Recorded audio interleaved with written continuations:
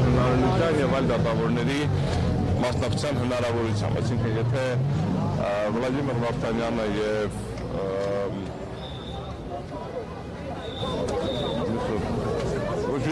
Վլադիմիր Վարդանյանը եւ Արտակ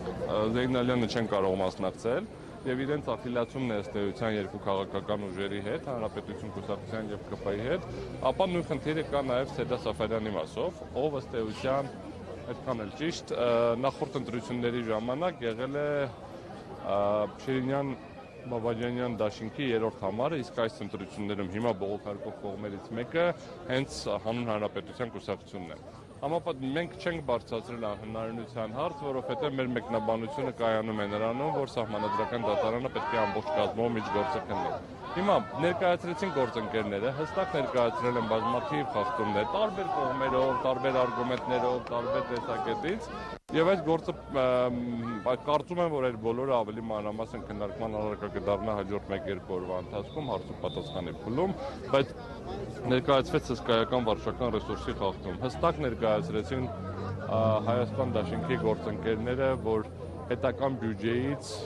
լրջագույն հիմնավոր կասկած կա, որ պետական բյուջեից մի քանի 100 միլիոն դրամ ծախսվել է ԿՊ-ի ընտրարշավի վրա։ Հիմա դա ուղղակի ձևակերպել է տարբեր գործիքների միջոցով։ Միասնության թևերի գործընկերները ներկայացրեցին, որ օրինակ նույն տարածքում իրեն գրասենյակը վարձակալել են, եթե չեմ սխալվում, 200,000 դրամով, ապա նույն տարածքում նույն չափի կամ նույն չափանիշներին համապատասխանող ԿՊ գրասենյակը 20,000 է եղել։ Երբ որ ուրեմն դիտարկվել է ԿՊ-ի նախընտրական այդ բանը, նախընտրական ֆոնդի ծախսերը, ուրեմն ունեն 500-ից ավել շտաբ, բայց 0 աշխատող։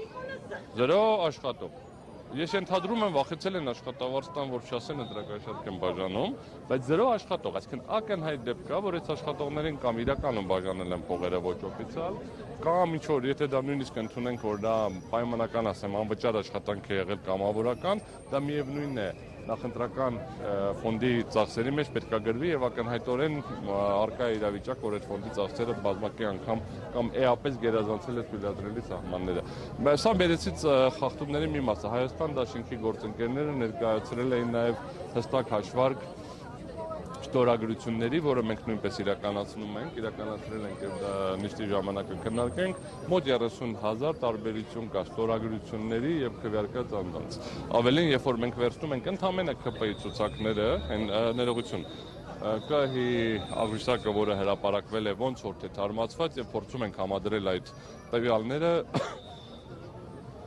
էապես խախտումներ են գալիս հենց իրենց կողմից կազմված աղյուսակի տվյալների մեջ։ Ներողություն,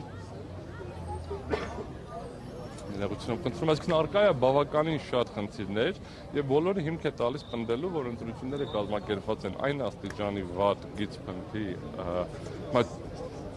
կամ դիտավորյալ կատարվել են այնպիսի խախտումներ, որ իրականում ժողովրդի կամահայտնությունը պարզելու հնարավորությունը հետ սահմանափակ է։ Մենք ես ինչպես նշեցի, կսկսենք ներկայացնել արդեն մեր դիրքորոշումը, մեր բացատրությունները կտանք վաղը եւ մանրամասն կներկայացնենք ինչպես ընդհանուր իրավախախտումների հարցը, օրինակ դիմել ենք,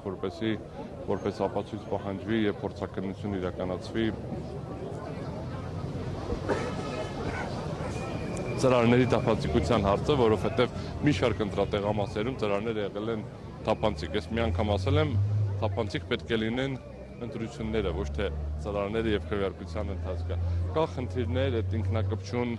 այդ ստիկերների քանակի համապատասխանության եւ անհամապատասխանության հետ եւ այլն։ Այսինքն այստեղ բազմաթիվ հարցեր կա, որ բարձրացնելու ենք, բայց կա նաեւ շատ սպეციფიկ խնդիր, դա ԲՀԿ-ի